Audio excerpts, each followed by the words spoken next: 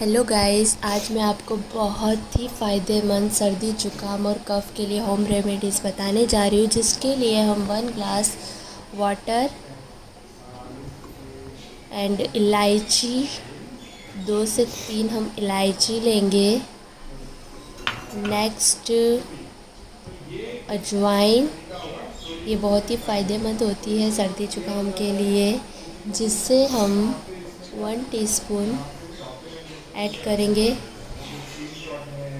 Next लौंग, इसमें antioxidant पाया जाता है जो बहुत ही फ़ायदेमंद होता है जुकाम के लिए। इसे भी हम 2 से 3 ऐड करेंगे। नेक्स्ट हम लेंगे काली मिर्च, इसके फ़ायदे तो आप जानते ही हैं। इसे भी हम 3 से 4 ऐड करेंगे। नेक्स्ट है हनी,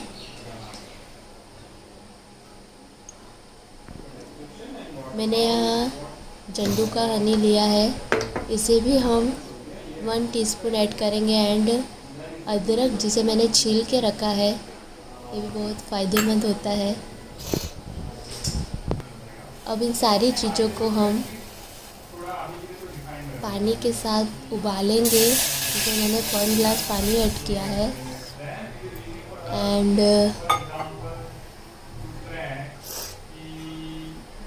बाकी सारी चीज़ें ऐड कर दी है मैंने। अब हम इसमें उबाल लेंगे, जब तक इसका कलर चेंज ना हो जाए तब तक हम इसे उबालेंगे। ये बनकर रेडी